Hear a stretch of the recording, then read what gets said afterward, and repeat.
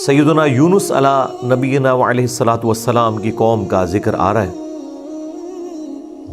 دیکھیں اللہ تعالیٰ کی یہ سنت ہے کہ اللہ تعالیٰ جب بھی کسی قوم میں کسی رسول کو مبعوث کرتا ہے تو وہ وہاں جا کر دھمکی لگاتے ہیں کہ ہم پر ایمان لے آؤ، نہیں تو بڑے دن کا عذاب تمہیں آ پکڑے گا۔ اور وہ بڑا دن ان قوموں کے لیے ایام اللہ بن جاتا ہے، جس طرح کہ حضرت موسیٰ علیہ السلام کے مخالفین کے لیے، فرعونیوں کے لیے بخاری مسلم میں آیا کہ 10 محرم کا دن ایام اللہ بن گیا کہ اس دن فرعونی ڈبو دیے گئے۔ اسی طریقے سے قوم نوح جس دن ڈبوئی گئی وہ ان کے لیے ایام اللہ میں سے ایک یوم تھا، اللہ کے بڑے بڑے فیصلوں کے دنوں میں سے ایک دن۔ تو رسول ہمیشہ یہ دعوت دیتے ہیں کہ ہم پر ایمان لاؤ، اور اگر ایمان نہیں لاؤ گے تو بڑے دن کا عذاب تمہیں آ پکڑے گا، اور الٹیمیٹلی عذاب آتا ہے اور اللہ تبارک و تعالیٰ اہل ایمان کو انبیاء کے ساتھ بچا لیتا ہے اور مخالفین کو تباہ و برباد کر دیتا ہے، کبھی سمندری طوفان کی شکل میں، کبھی آسمان سے پتھروں کی بارش کی شکل میں، کبھی تیز آندھیوں کے عذاب کی شکل میں، کبھی زمین میں دھسائے جانے کی شکل میں، مختلف شکلوں میں اللہ تعالیٰ کے عذابات آتے ہیں۔ اور یہ رسولوں کے کیس میں ہے، کیونکہ اللہ تعالیٰ نے پیٹ رول رسولوں کے کیس میں بیان کیا ہے، کتب اللہ لأغلبن انا ورسلی، اللہ تعالیٰ نے اپنی ڈیسٹنی میں، تقدیر میں یہ بات لکھ دی ہے کہ بے شک میرے رسول اور میں ہی غالب رہوں گا۔ تو ظاہر ہے کہ رسولوں کا غلبہ اسی صورت میں ہوگا کہ جب رسول دھمکی لگانے کے بعد خود قتل نہ ہو جائیں بلکہ ان کے مخالفین تباہ ہو جائیں اور رسولوں کو اور اہل ایمان کو اللہ تعالیٰ بچا لے۔ ایک ایکسیپشنل کیس سیدنا عیسیٰ علیہ السلام کا ہوا ہے کہ اس وقت تو ان کے مخالفین تباہ و برباد نہیں ہوئے، حضرت عیسیٰ علیہ السلام کو اللہ تعالیٰ نے زندہ آسمانوں پہ اٹھا لیا۔ یہ ایک یونیک ایکسیپشنل کیس ہے، لیکن اس کے بعد سے اب تک یہودی اللہ تعالیٰ کے زیر عتاب ہیں اس حوالے سے کہ انہوں نے اپنی روش درست نہیں کی، اور پھر آخری عذاب کا کوڑا حضرت عیسیٰ علیہ السلام کے ذریعے ہی پڑے گا ان یہودیوں پر، اور وہ جب دنیا میں آئیں گے تو پھر یہودیوں کے خلاف قتال کریں گے۔ دنیا میں ان کا دوبارہ آنے کا مقصد ایک اعتبار سے اس حساب سے بھی بن جاتا ہے کہ انہوں نے اپنی مبارک زندگی میں اپنے مخالفین کے اوپر عذاب نہیں دیکھا تھا، وہ اب جب دوبارہ دنیا میں آئیں گے نا تو وہ عذاب اللہ تعالیٰ ان کے ذریعے ان کے مخالفین پر نازل فرمائے گا۔ یہ بھی ایک حکمت ہے حضرت عیسیٰ علیہ السلام کی دوبارہ دنیا میں آنے کی، اگرچہ یہ ان کی اولادیں ہیں لیکن روش تو انہوں نے نہیں چھوڑی۔ ایک اور ایکسیپشن ہے وہ یونس علیہ السلام کی ہے۔ ان کے کیس میں تو اللہ تعالیٰ نے بالکل ڈیفرنٹ ایک فیصلہ فرمایا کہ یونس علیہ السلام کی قوم نے جب عذاب کے آثار دیکھے تو انہوں نے توبہ کی اور اللہ تعالیٰ نے ان سب کا ایمان قبول کر لیا، اور وہ قرآن میں آتا ہے کہ 1,00,000 سے بھی زیادہ لوگ تھے جو سارے کے سارے ایک دن میں مسلمان ہو گئے۔ یعنی یونس علیہ السلام کی سال ہر سال کی تبلیغ نے کوئی اثر نہیں دکھایا، جب عذاب کے آثار نظر آئے تو انہوں نے ایمان قبول کر لیا۔ یہ صرف یونس علیہ السلام کی قوم نہیں، باقی قوموں کے بارے میں بھی سورۃ الانبیاء میں آیا کہ جب کبھی بھی رسولوں کے مخالفین پر عذاب آتا تھا تو مخالفین اس عذاب کے وقت پھر چیخیں مارتے تھے اور کہتے تھے کہ یا اللہ ہمیں ایک دفعہ چھوڑ دے، اب ہم تیرے نبی کو مانیں گے۔ سب سے بڑا خبیث فرعون، اس کے بارے میں قرآن میں سورہ یونس میں ہی ہم پڑھ چکے ہیں کہ اس نے بھی موت کے وقت کہا تھا کہ میں ایمان لاتا ہوں موسیٰ علیہ السلام کے رب پر، بنو اسرائیل کے رب پر، اور پھر اللہ تعالیٰ نے جواب میں فرمایا آن، اس وقت اب ایمان لے کر آیا، اس وقت ایمان لانا تجھے کوئی فائدہ نہیں دے گا۔ جو جامع ترمذی میں بھی حدیث ہے کہ موت کے غرغرے سے پہلے پہلے توبہ قبول ہے۔ یہ جو موت کا غرغرہ ہے نا، یہ امتوں کے کیسز میں عذاب کے آثار کا سامنے نظر آنا ہے۔ وہ پوری قوم کے لیے موت کے غرغرے کا وقت ہے، اگرچہ وہ ان پہ نظر نہیں آئی ہے لیکن وہ اللہ کا فیصلہ ہو چکا ہے، وہ اب انہوں نے کنفرم مرنا ہی مرنا ہے۔ وہ آثار جب نظر آنا شروع ہوئے تو باقی قومیں بھی آہو بکا کرتی تھیں، اس قوم نے بھی آہو بکا کیا اور اللہ تعالیٰ نے ان کے کیس میں وہ سن لیا اور انہیں بچا لیا۔ اور جب یونس علیہ السلام واپس آئے وہ تو دنگ رہ گئے کہ یہ کیا ہوا، میں تو انہیں عذاب کا وعدہ دے کے گیا تھا، یہ سارے کے سارے زندہ سلامت ہیں۔ اور اس سے بڑھ کر ان کو حیرانگی یہ ہوئی کہ وہ سب کے سب لوگ ایمان ملے ہیں. تو اب حضرت یونس علیہ السلام کو وہ غم تو بھول گیا کہ میرا دیا ہوا وعدہ پورا نہیں ہوا. ظاہر ہے ایک امبیرسمنٹ تو تھی کہ آپ قوم کو کہہ کے یہ نکلے ہیں کہ اب تم پہ عذاب آئے گا, اور عذاب نہیں آیا. تو امبیرسمنٹ تو حضرت یونس علیہ السلام نے فیل کی, لیکن اس کی کمپنسیشن اللہ نے اس حوالے سے کر دی کہ جو ان کا مقصد ہے وہ پورا ہو گیا کہ لوگ ایمان لے آئے. آپ سورۃ الاعراف میں, سورہ ہود میں بھی دیکھیں گے کہ جب کبھی قوموں پر عذاب آتا ہے تو اینڈ پہ وہ قوم کا پیغمبر عذاب دیکھنے کے بعد اپنی قوم سے مخاطب ہو کے کہتا ہے کہ میری قوم, میں نے تو بڑی کوشش کی تھی کہ تمہیں اس عذاب سے بچا لیتا, لیکن تم خود گمراہی پر تلے ہوئے تھے.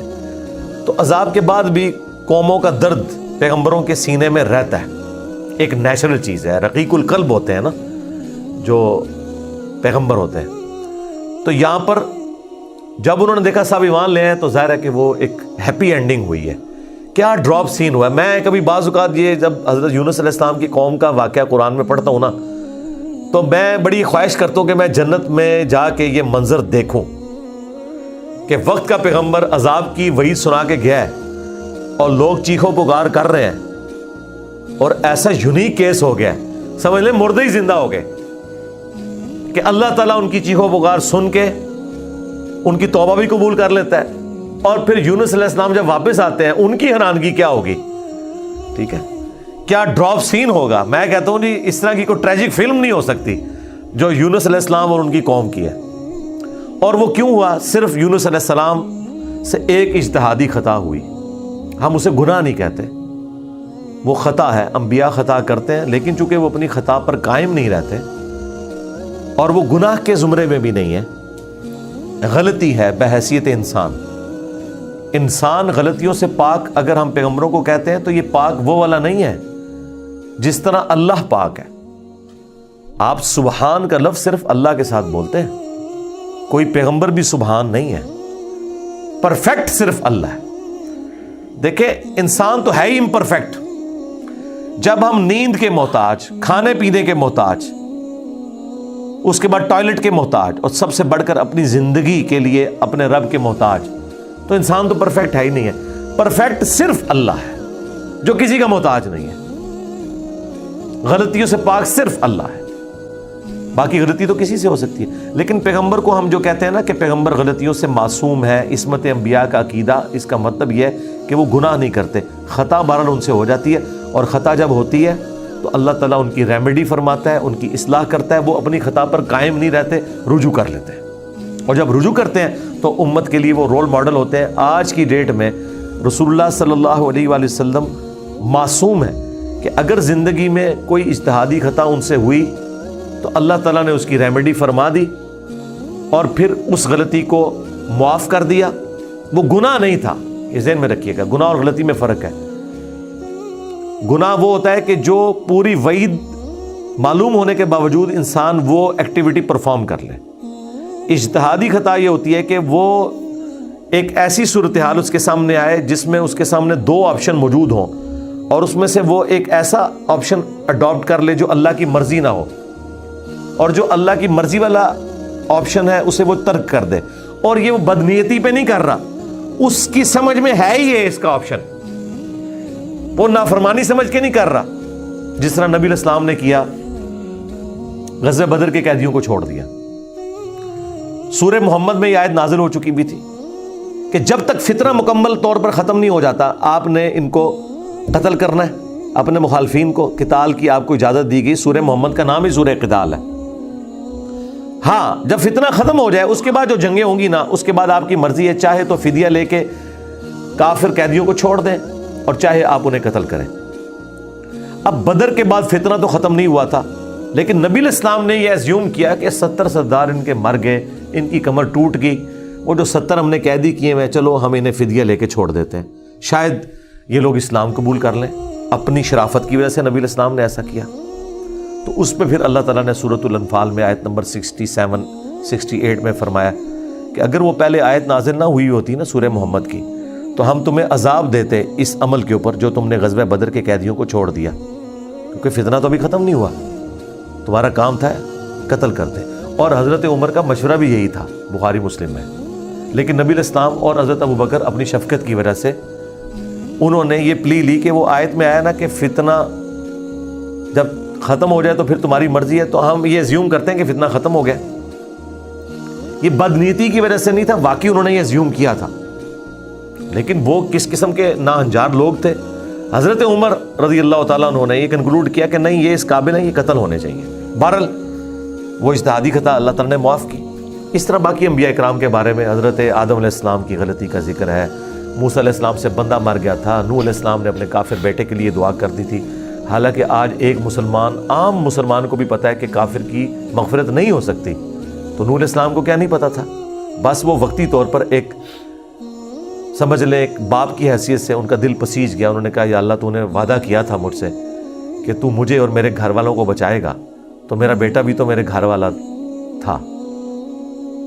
تو اللہ تعالیٰ نے فرمایا کہ اس چیز کا سوال نہ کر جس کے بارے میں تجھے علم نہیں ہے. بڑا کریٹیکل جملہ تھا، اس میں مسئلہ تقدیر بھی چھپا ہوا ہے. ایک تو سمپل معنی ہے کہ اس بارے میں مجھ سے سوال کیوں کر رہا ہے؟ تم نے کب یہ ایزیوم کر لیا کہ تمہارے گھر والے اگر کفر کریں گے تو میں انہیں چھوڑ دوں گا؟ گھر والوں سے مراد وہ گھر والے تھے جو ایمان لے کر آئیں گے. آپ کی بیوی نہیں لائی، ایک بیٹا نہیں لایا، باقی گھر والے لے آئے ایمان، تو بچ گئے. اور دوسرا یہ جو جملہ تھا نا کہ اس چیز کا سوال نہ کر جس کے بارے میں تجھے علم نہیں، سورہ ہود میں آیت نمبر 46 میں، اور اے نوح جاہلوں میں شمار نہ ہو. یہ بڑا سخت جملہ ہے. یہ مسئلہ تقدیر کی طرف اشارہ ہے کہ تجھے نہیں پتا کہ میری تقدیر میں یہ لکھا ہے کہ یہ نبی کا بیٹا ہونے کے باوجود بھی اللہ کے علم میں یہ جہنمی ہے. وہ اللہ تعالیٰ نے اسے جہنمی نہیں بنایا بلکہ اپنے کرتوتوں کی وجہ سے. تو اللہ کی تقدیر کے اوپر تو کسی کا بھی علم نہیں ہے نا جب تک اللہ تعالیٰ مطلع نہ کر دے. یہ بہت کریٹیکل ایشو ہے، اس لیے میں نے الگ سے ایک ویڈیو اس پہ ریکارڈ کروائی ہے. عصمت انبیاء کا عقیدہ، اس کا ٹائٹل ہے انبیاء گناہ نہیں کرتے. یہ ہمیں جو عصمت انبیاء کا عقیدہ بتایا گیا ہے وہ یہ ہے کہ نعوذ باللہ انبیاء کے اندر گناہ کرنے کی حصی نہیں ہوتی. یعنی انبیاء کرام جو ہے ان کے ساتھ وہ کمزوریاں بشری اٹیچ نہیں ہیں جو باقی انسانوں کے ساتھ اٹیچ ہیں. اگر یہ بات ہوتی تو انبیاء کی فضیلت ہی نہ ہوتی. انبیاء کی فضیلت ہے ہی اس وجہ سے کہ وہ بشری کمزوریوں پر اوور کم کرتے ہوئے اللہ کے خوف کی وجہ سے گناہوں سے بچ جاتے ہیں. ادروائز پھر فرشتوں میں اور انسانوں میں کوئی فرق ہی نہ رہ جائے. تو یہ ہے اصل چیز جو انہیں فضیلت میں لے جاتی ہے عام انسانوں کی نسبت، کہ وہ اللہ کا اتنا خوف رکھتے ہیں کہ وہ گناہوں سے بچتے ہیں. رہی لغزش، اجتہادی خطا، وہ ہو سکتی ہے. تو میں نے وہ انبیاء گناہ نہیں کرتے اس میں تفصیل کے ساتھ واقعات مختلف قرآن سے بیان کیے. سورہ یوسف میں ہے کہ اس عورت نے یوسف کا قصد کیا، یوسف بھی عورت کا قصد کر لیتا اگر اپنے رب کی برہان نہ دیکھتا. اب اندازہ کریں، اللہ تعالیٰ فرما رہا ہے کہ یوسف علیہ السلام بھی اس برائی میں پڑ جاتے اگر اللہ تعالیٰ انہیں ایک خاص نشانی نہ دکھاتا. وہ قرآن میں تو رپورٹ نہیں ہوئی، اسرائیلی روایتوں میں آتا ہے کہ اللہ تعالیٰ نے اس وقت حضرت یوسف علیہ السلام کو اپنے والد کی شبیہ دکھا دی تھی، حضرت یعقوب علیہ السلام کی، اور وہ انگلی سے یوں اشارہ کر رہے تھے کہ یہ کام نہیں کرنا تم نے. یا اس وقت شیطان بھیانک شکل میں انہیں نظر آ گیا کہ یہ شیطان مجھ سے برائی کا کام کروانے لگا ہے. بہرحال کوئی نشانی اللہ نے دکھائی ہے، قرآن میں ہے، اور اس کی وجہ سے وہ برائی سے بچے ہیں. اس کا مطلب ہے کہ ان میں مادہ موجود تھا لیکن اللہ نے انہیں بچایا ایک نشانی کے ذریعے. تو انبیاء کی اللہ تعالیٰ حفاظت کر لیتا ہے. یونس علیہ السلام سے جو آپ سمجھ لیں اجتہادی خطا جسے ہم گناہ نہیں کہتے، وہ یہ ہوئی کہ جب مقررہ وقت کے اوپر قوم یونس ایمان نہیں لے کر آئی تو یونس علیہ السلام نے انہیں کہا کہ اب 3 دن بعد عذاب آ جائے گا. جو اللہ نے وعدہ کیا تھا کہ یہ ان کا سمجھ لیں ٹائم اینڈ ہو رہا ہے، اس ٹائم لائن کے بعد عذاب آنا ہے. لیکن ساتھ یہ ضروری تھا کہ اللہ تعالیٰ کی وحی کا انتظار کرنا ہے اس علاقے کو چھوڑنے سے پہلے. تمام انبیاء جب قوموں کو وحی سناتے ہیں نا تو پھر اللہ تعالیٰ کی وحی کی اجازت کے بعد اس علاقے کو چھوڑتے ہیں. نبی اسلام نے بھی ہجرت دیکھیں اینڈ پہ کی ہے، ایویں نہیں، مطلب آپ خود سے نہیں نکلے، اللہ تعالیٰ کی وحی کے ذریعے نکلے.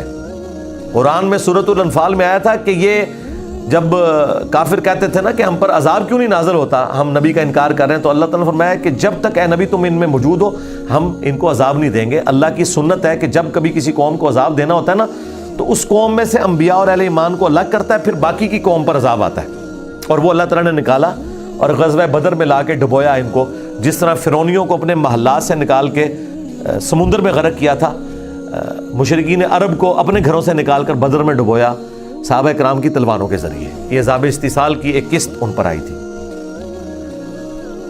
تو یونس علیہ السلام نے ازیوم کیا کہ ظاہر ہے کہ اس کے بعد عذاب تو آنا ہی ہے، لیکن ان کی شان اس سے بلند تھی کہ وہ وحی کا انتظار کیے بغیر نکل گئے۔ بس جب وہ نکلے، جس کشتی میں سوار ہوئے، وہ کشتی جو ہے وہ بھنور میں پھنس گئی، اور ان کی اپنی ایک نارمز چل رہی تھی کہ اگر کشتی بھنور میں پھنس جائے تو یہ اس چیز کی علامت ہے کہ کوئی غلام اپنے آقا کی اجازت کے بغیر بھاگ کر آ گیا۔ پھر وہ قرعہ اندازی کرتے تھے، اور جس کے نام قرعہ نکلتا تھا اس کو فدیے کے طور پر وہ سمندر میں ڈال دیتے تھے۔ پہلی دفعہ قرعہ اندازی کی گئی، بیلٹنگ، تو حضرت یونس علیہ السلام کا نام نکلا۔ ان کا نہیں، یونس علیہ السلام تو اس طرح ہو ہی نہیں سکتا۔ دوسری بار، تیسری بار، تینوں بار یونس علیہ السلام کا نام نکلا قرعہ اندازی میں۔ تو یونس علیہ السلام نے، اچھا قرآن میں اشارتاً اس کا ذکر ہے، اسرائیلی روایتوں میں تفصیل کے ساتھ ہے، لیکن یہ بالکل قرآن میں فٹ ان بیٹھتی ہیں۔ یعنی آپ کو یہ تو بتایا گیا کہ یونس السلام مچھلی کے پیٹ میں رہے، تو وہ مچھلی کے پیٹ میں پہنچے کیسے تھے؟ مچھلی کے پیٹ تک پہنچنے کے لیے تو آپ کو ابدوز چاہیے، نیچے ہے مچھلی، اتنی بڑی ویل مچھلی ہے، کوئی چھوٹی مچھلی کے پیٹ میں تو رہ نہیں سکتا بندہ۔ تو وہ حضرت یونس علیہ السلام کو انہوں نے سمندر میں پھینک دیا۔ یونس علیہ السلام نے خود ہی کہا، ان کو کلک کر گیا کہ یہ معاملہ میرے اینڈ پہ ہے۔ انہوں نے کہا بھئی مجھے پھینکو، تم، مجھے سمجھ آ گئی ہے، ذرا فوراً کلک کر گیا کہ معاملہ خراب میرے سے ہی ہو گیا۔ وہ ان کو سمندر میں پھینک دیا، تو اللہ کے حکم سے ایک مچھلی نے انہیں نگل لیا۔ یہ قرآن میں ہے۔ قرآن میں آگے تفصیل نہیں ہے کہ کتنے دن تک، لیکن تورات میں ملتا ہے کہ 3 دن اور 3 رات تک وہ مچھلی کے پیٹ میں رہے۔ یہ ویسے پبلک مشہور ہے 40 دن، نہیں 3 دن ہے۔ بس وہی 3 دن، وہ جو 3 دن عذاب آنے تھے نا، وہ 3 دن انہوں نے مچھلی کے پیٹ میں گزارے، اور وہ 3 دن ان کی قوم نے زندگی موت کی کشمکش میں گزارے ہیں کہ ابھی عذاب آیا کہ آیا۔ ٹھیک ہے، توبہ ہے نہیں ہوئی کہ آئی ایم سوری تے توبہ قبول ہو گئی ہے، نہ 3 دن انہوں نے پی کٹی ہے بھائی جی۔ یہاں تو لوگ 1 دن جیل نہیں کاٹ سکتے، 3 دن تک انہوں نے وہ تکلیف کاٹی ہے، پھر اللہ تعالیٰ نے ان کی توبہ قبول کی ہے۔ اور یہاں پہ حضرت یونس علیہ السلام 3 دن تک مچھلی کے پیٹ میں، اندھیرے میں، اور دیکھیں اللہ نے ان کو ایسے کلمات سکھا دیے، مختصر تھے، پرفیکٹ تھے، بہترین توبہ، لا الہ الا انت سبحانک۔ سورۃ الانبیاء میں یہ دعا آئی ہے، اے اللہ تیرے سوا کوئی معبود نہیں، اور تو پاک ہے نا، پاک تو غلطی نہیں کر سکتا۔ انی کنت من الظالمین، بے شک میں ہی ظالموں میں ہوں، میں انسان ہوں، انسان سے غلطی تو ہوگی۔ تو یہ دعا اتنی اللہ کو پسند آئی کہ سورہ الصافات میں ہے کہ یونس اگر مچھلی کے پیٹ میں ہمیں ان الفاظ کے ساتھ یاد نہ کرتے تو پھر مچھلی کے پیٹ سے اسی دن نکالے جاتے جس دن مردے اپنی قبروں سے نکالے جائیں گے۔ قیامت کے دن تک مچھلی کے پیٹ میں رہتے، یعنی مچھلی کا پیٹ ان کی قبر بن جاتی۔ اتنا غصہ ایک جملے نے ٹھنڈا کر دیا، اور ساتھ اللہ نے فرمایا کذالک ننجی المؤمنین، ہم اہل ایمان کو اسی طریقے سے نجات دیں گے۔ یعنی جو بھی یونس والے طریقے سے ہماری طرف متوجہ ہوا اسے بھی ہم نجات دیں گے۔ یہ دعا ہمیں اتنی پسند ہے کہ جو ان الفاظ کے ساتھ ہم سے معافی مانگے گا ہم اسے بھی نجات دیں گے۔ جامعہ ترمذی میں حدیث ہے، جو یونس علیہ السلام کی دعا کے ذریعے اللہ کی طرف متوجہ ہوا اللہ تعالیٰ کبھی اسے محروم نہیں لوٹائے گا۔ لا الہ الا انت سبحانک انی کنت من الظالمین۔ اور جمع کے صیغے سے پڑھیں گے تو لا الہ الا انت سبحانک انا کننا من الظالمین۔ وہاں تھا انی کنت من الظالمین، یہ ہے انا کننا من الظالمین۔ دونوں طریقے سے آپ دعا مانگ سکتے ہیں، بہترین دعا ہے یہ، اسم اعظم ہے دعاؤں کی قبولیت کے لیے۔ قرآن میں بھی آیا کذالک ننجی المؤمنین، اور جامعہ ترمذی میں بھی آیا کہ جو اس دعا کے ذریعے اللہ کی طرف متوجہ ہوگا اللہ تعالیٰ اسے محروم نہیں لوٹائے گا۔ لہذا جو جامعہ ترمذی میں حدیث ہے نا کہ اللہ کی حمد اور دروشی پڑھ کے دعا کرو تو قبول ہوتی ہے، تو وہ اللہ کی حمد میں نا آپ اس کو شامل کریں، لا الہ الا انت سبحانک انی کنت من الظالمین۔ یہ اللہ کی بیسٹ حمد بھی ہے اور بیسٹ استغفار بھی ہے، اور ایسا استغفار ہے کہ اللہ کی رحمت کو ٹریگر کرنے والا ہے۔ دیکھیں آپ نے اللہ تعالیٰ کی کس چیز کو ہائی لائٹ کی ہے کہ یا اللہ تو پاک ہے، تو غلطی کر نہیں سکتا، اس کی عظمت مان لی، اور پھر ساتھ ہی کہا کہ مجھے تو نے بنایا ہی ایسا ہے کہ میں غلطی کروں گا، تو دیکھ میں کمزور ہوں، میں مان رہا ہوں میں غلطی کروں گا، تو کر بیٹھا ہوں تو معاف کر دینا۔ اس سے بیسٹ انداز نہیں ہو سکتا اپنی غلطیوں پر معافی مانگنے کا۔ تو یہ حرز جام بنائیں، لا الہ الا انت سبحانک انی کنت من الظالمین۔ یقین کریں یہ دعا آپ کے سامنے یونس علیہ السلام ہو، مچھلی کا پیٹ، گپ اندھیرا، 3 دن 3 رات، دنیا میں کوئی آ کے آپ کو ریسکیو نہیں کر سکتا، اور موت سامنے نظر آ رہی ہے۔ حضرت یونس علیہ السلام اسی طریقے سے بچے ہیں جیسے مردہ کو زندہ ہو جائے، اور یہاں لوگ کہتے ہیں بڑا گرم ذکر ہے جی، خوشبو لا کے کرنا چاہیے اور صاف ستھری جگہ۔ بھائی جس نے یہ کیا تھا اس سے زیادہ تعفن والی جگہ کوئی نہیں تھی، مچھلی کا پیٹ۔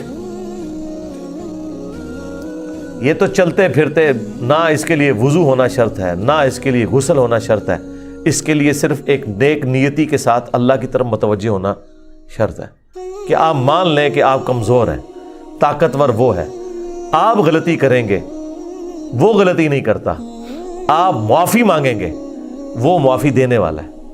اللہ بھی التواب ہے اور بندے بھی توبہ کرنے والے ہیں۔ اللہ کی توبہ یہ ہے کہ جب آپ اللہ کی طرف رجوع کرتے ہیں، توبہ کا مطلب ہوتا ہے رجوع لانا، تو اللہ آپ کی طرف رجوع لے آتا ہے۔ جو بخاری مسلم میں حدیث ہے کہ جو شخص توبہ کر کے اللہ کی طرف رجوع لاتا ہے تو اللہ کو اس شخص سے زیادہ خوشی ہوتی ہے کہ جو اکیلا ریگستان میں ہو، اچانک اس کی سواری غائب ہو جائے اور وہ اپنی موت کا انتظار کرنا شروع کر دے، اور پھر تھوڑی دیر بعد وہ سواری واپس آ جائے جس پہ اس کا سامان لدا ہوا ہے، اسے نئی زندگی ملے، اور وہ اتنا خوش ہو کہ اس کی زبان سے نکل جائے، اے اللہ تو میرا بندہ میں تیرا رب، من شدت الفرح، خوشی کی شدت کی وجہ سے، حالانکہ اس نے یہ کہنا تھا کہ اے اللہ میں تیرا بندہ تو میرا رب۔ اس سے زیادہ اللہ تعالیٰ کو خوشی ہوتی ہے جو بندہ رجوع لے آتا ہے۔ تو یونس علیہ السلام کی دعاؤں کو آپ اپنے استغفار میں، اپنی صبح و شام کے اذکار میں، ہر جگہ اپنے تشہد کے اندر اس دعا کو پڑھا کریں۔ یہ بڑے بڑے مشکلوں کو آسان کر دیتی ہے۔ یار آپ دیکھیں ایک بندے کو اپنی موت سامنے نظر آ رہی ہے اور اس موت میں سے اسے زندگی مل جائے، بس جب آپ نا امیدی کے اینڈ پر پہنچے ہوں اور آپ کو کوئی امید نظر نہ آئے تو آپ یہ پڑھیں، لا الہ الا انت سبحانک انی کنت من الظالمین۔ انشاءاللہ تعالی اللہ تعالیٰ اس مشکل میں بھی کوئی نہ کوئی ایسی راہ نکال دے گا جو آپ نے گمان بھی نہیں کبھی کی ہوگی۔ بہرحال وہ 3 دن اور 3 رات کے بعد یونس علیہ السلام کو مچھلی نے ساحل پر ڈال دیا۔ اب ان کا جسم کافی ڈیمیج ہو چکا ہوا تھا۔ قرآن میں آیا کہ ان کے لیے اللہ تعالیٰ نے کدو کی بیل اگا دی جو ان کے اوپر سایہ کی ہوئی تھی، کیونکہ بالکل لاغر ہوئے ہوئے تھے وہ، اور پھر دھوپ سے بچاؤ کے لیے وہ بیل بھی ان کو چاہیے تھی۔ پھر سسٹین ہوئے، جب واپس اپنی قوم میں آئے تو دیکھا کہ جناب سارے رفع دین نمازاں پڑھ رہے تھے۔ انہوں نے کہا پوری زندگی بخاری مسلم دی حدیثاں دکھائیاں، انہیں رفع دین نہیں شروع کیتا، اچانک کیا ہو گیا ہے؟ یعنی وہ سارے کے سارے مان لیں۔ یہ میں آج کے دور میں ٹرانسلیٹ کر رہا ہوں، پھر کہنے کے کتنے لکھے ہیں سرکار؟ دیکھیں اللہ تعالیٰ ہر دور میں اپنے بندے بھیجتا ہے جو اس دور کی لینگویج میں ان کو وہ بات سمجھاتے ہیں۔ تو انہوں نے دیکھا بھی انقلاب یہ کہاں سے آ گیا، سارے اونچی آمین کہہ رہے ہیں، سارے رفع الیدین سے نماز پڑھ رہے ہیں، سارے نے جڑے اپنی شلواریں جھونگ لیاں نے، کیا ہو گیا ہے؟ تو پتہ چلا کہ جناب اللہ تعالیٰ نے معاف کر دیا ان کو۔ اور یہ ایک ایسا ایکسیپشنل واقعہ ہے جو اللہ تعالیٰ کی پوری بنائے ہوئے پلان کے اندر، پوری ڈیسٹنی میں، پوری انسانی تاریخ میں اور کسی کے لیے نہیں ہوا۔ اس خاص واقعے کی وجہ سے ہی اس سورت کا نام سورہ یونس ہے۔ اگرچہ یونس علیہ السلام کا ذکر آپ نے دیکھ لیا، بس یہ اتنا صحیح آ رہا ہے، یہ باقی پورے واقعات قرآن میں سکیٹرڈ فارم میں ہیں۔ سورہ ہود سے میں نے بیان کیا، سورۃ الاعراف، باقی صورتوں سے جوڑ کے آپ کو ایک جگہ پوری پکچر بتائی ہے۔ حالانکہ عام بندے سے پوچھے نا کہ سورہ یونس میں کیا ہوگا تو وہ یہ بتائیں گے آپ کو کہ سورہ یونس میں یہ لکھا ہوا ہوگا کہ حضرت یونس علیہ السلام کتنے خوبصورت تھے، ان کی زلفوں کا رنگ کیا تھا، ان کے ماں باپ کہاں رہتے تھے، وہ کہاں پیدا ہوئے، کہاں فوت ہوئے. عام آدمی تو یہ سمجھ رہا ہوگا، حالانکہ سورہ یونس کا جو مرکزی ٹاپک ہے نا وہ توحید ہے، ٹوٹل توحید. اور اس میں حضرت یونس علیہ السلام بھی فٹ ان بیٹھ رہے ہیں. کیوں؟ توحید کا مطلب یہ ہے کہ ہوگا وہ جو اللہ چاہے گا، اور اللہ چاہے تو اپنا بنایا ہوا قانون بھی توڑ سکتا ہے. اللہ اپنے قانون کا بھی کوئی پابند نہیں ہے. لیکن یہ دنیا کے اعتبار سے، آخرت کے لیے نہیں. آخرت کے لیے اللہ نے قرآن میں یہ بتایا کہ میں اپنے وعدے کے خلاف نہیں چلوں گا. آخرت اللہ کا قانون نہیں ہے، وعدہ ہے. اور اگر اللہ وعدہ توڑتا ہے نا تو وہ اللہ نہیں رہتا، کیونکہ جو وعدہ پورا نہ کرے وہ جھوٹا ہوتا ہے، اور جھوٹ اللہ کی طرف منسوب نہیں. لیکن دنیا میں اللہ تعالیٰ اپنے بنائے ہوئے قوانین توڑ دیتا ہے. وہ اللہ کے کوئی وعدے نہیں ہے. اللہ کا قانون ہے کہ آگ جلائے گی، ابراہیم کو نہیں جلایا تو اللہ تعالیٰ کو اس سے کوئی فرق نہیں پڑتا. یہ اللہ کا کوئی وعدہ نہیں تھا. چھری کاٹتی ہے، اسماعیل علیہ السلام کو نہیں کاٹا، یہ اللہ کا قانون ٹوٹا. سمندر میں انسان غرق ہو جاتا ہے، موسیٰ علیہ السلام کے لیے راستہ بن گیا، یہ اللہ کا قانون ٹوٹا معجزے کے طور پر. آخرت میں کوئی قانون نہیں ٹوٹے گا. جو مواہد دنیا سے گیا، اللہ کا تابع فرمان، پیغمبروں کا مطیع، پھر اس پہ تقدیر غالب نہیں آئے گی کہ نہیں جی اے تیری میں ایک گل سنبھال کے رکھی ہے لہذا تو زیرو نل ملٹیپلائی ہو گیا. نہیں، وہاں بھائی نیکیاں تولی جائیں گی. چاہے گناہوں کے پلڑے میں بڑے سے بڑا گناہ بھی آ گیا شرک کے سوا، اور نیکیاں بھاری ہو گئی تو اللہ تعالیٰ کسی کو یہ کہے گا کہ بھی نہیں کہ بالکل دوتے زیرو زیرو ہی بچے ہیں. نہیں، بس یہ میرا وعدہ ہے کہ میں بچا لوں گا. بلکہ اللہ کی تو رحمت اس سے بھی زیادہ ہے. وہ تو اپنے پیغمبر کی شفاعت سے جن کے نیکیوں کے پلڑے ہلکے بھی ہو جائیں گے ان کی بھی کمپنسیشن فرما دے گا اگر وہ شرک نہ کرتے ہوئے انشاءاللہ تعالی. ہمیں تو اللہ تعالیٰ بغیر حساب و کتاب کی جنت میں داخلہ عطا فرمائے. آمین. مع النبیین والصدیقین والشہداء والصالحین. آمین. بہرحال یونس علیہ السلام جب واپس آئے، انہوں نے یہ ساری بہاریں دیکھی تو ظاہر ہے کہ خوشی خوشی انہوں نے اس کو ایکسیپٹ کیا، اور اللہ تعالیٰ نے پھر اس کو قیامت تک کے لیے قرآن میں نقل کر دیا. اب یہ وہ الفاظ، اب یہ پورے واقعات آپ کے سامنے ہو تو اب آپ اس کا ٹیسٹ فیل کریں. اعوذ باللہ من الشیطان الرجیم، بسم اللہ الرحمن الرحیم. فلولا كانت قرية آمنت فنفعها ایمانها، پس کیوں ایسا نہ ہوا کہ کوئی بستی ایمان لائی ہو تو اس کو ایمان لانا نفع دے دیتا. یہ کبھی ہوئے ہی نہیں ایسا.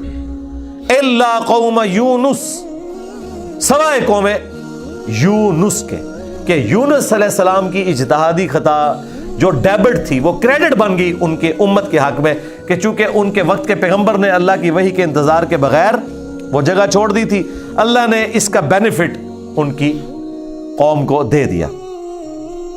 لما آمنوا، جب وہ ایمان لے آئے، کشفنا عنہم عذاب الخزی فی الحیات الدنیا، تو ہم نے دور کر دیا ان سے، کھول دیا دنیا کی زندگی کی رسوائی کا عذاب. وَمَتَّعْنَاهُمْ إِلَىٰ حِينٍ، اور ہم نے انہیں دنیا میں لطف اندوز ہونے کے لیے ایک اور مدت فراہم کر دی.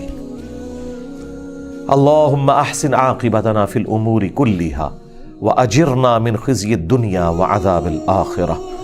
آمین. تو یہاں پر وہ عذاب ہم نے ان سے دور کر دیا، یعنی وہ عذاب آیا ہوا تھا، اس کے اثار نمایاں تھے، پھر اللہ تعالیٰ نے وہ کھول دیا. وہ جس شکل میں بھی تھا، کوئی بادل آئے ہوئے تھے پھر کھول دیے. وَلَوْ شَاءَ رَبُّكَ لَآمَنَ مَنْ فِي الْأَرْضِ كُلُّهُمْ جَمِيعًا، اور اگر تمہارا رب چاہتا تو جتنے لوگ زمین میں آباد ہیں سب کے سب ہی مومن ہو جاتے. اس کا کیا مطلب ہے کہ اگر اللہ تعالیٰ زبردستی ہدایت دینا چاہتا، اس کا یہ مطلب نہیں ہے کہ اللہ تعالیٰ یہ چاہتا ہے کہ لوگ جہنم میں جائیں. یہ رسول اللہ کو سنگولر کے سیغے سے تسلی دی جا رہی ہے کہ اگر اللہ تعالیٰ نے زبردستی ایمان دینا ہوتا نا تو دے دیتا سب کو، لیکن اللہ تعالیٰ یہ چاہتا ہے کہ لوگ خود سے اپنی چوائس سے مجھے چوز کریں. افانت تکرہ الناس حتی یکونوا مؤمنین، تو اے نبی کیا آپ لوگوں کو مجبور کرنا چاہتے ہیں یہاں تک کہ وہ ایمان لے آئیں؟ یعنی آپ نے زبردستی نہیں کرنا. حضور ٹینشن ہی بڑی لیتے تھے کہ میں دعوت دے رہا ہوں لوگ قبول نہیں کر رہے, تو حضور کو کہا کہ آپ نے ٹینشن نہیں لینی, جنہوں نے جہنم میں جانا ہے جائیں. سورۃ البقرہ میں آیا کہ ہم آپ سے نہیں پوچھیں گے لوگ جہنم میں کیوں پہنچ گئے. سورہ طٰہٰ میں آیا کہ ہم نے قرآن اس لیے نازل نہیں کیا کہ آپ مشقت میں پڑ جائیں. ما انزلنا علیک القرآن لتشقى الا تذکرۃ لمن یخشی, یہ اس کے لیے ہے جو اللہ کی دھمکی سے ڈر جائے. وما كان لنفس ان تؤمن الا باذن اللہ, اور کسی جان کے لیے یہ ممکن ہی نہیں ہے کہ وہ ایمان لے آئے مگر اللہ کے اذن سے. مراد یہ کہ صرف کوشش بھی کوئی چیز نہیں ہے, اللہ کی طرف متوجہ بھی ہوں, تقدیر پلس کوشش دونوں مل کے کمپلیشن کی طرف جاتے ہیں. ربنا لا تزغ قلوبنا بعد اذ ہدیتنا وہب لنا من لدنک رحمہ انک انت الوہاب آمین.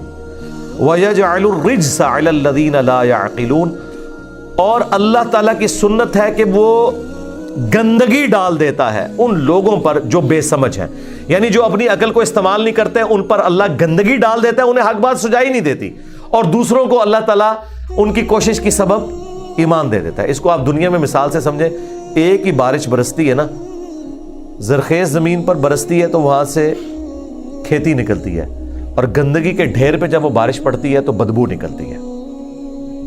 اس میں بارش کا قصور نہیں ہے, اس گندگی کے ڈھیر کا. ایک شخص نے اپنے آپ کو خود گندگی کا ڈھیر بنا لیا کہ اس نے حق بات قبول نہیں کرنی, تو اس کا اینڈ رزلٹ یہی نکلنا ہے کہ اس سے آپ پورا قرآن گزار دیں, اسے کوئی فرق نہیں پڑے گا.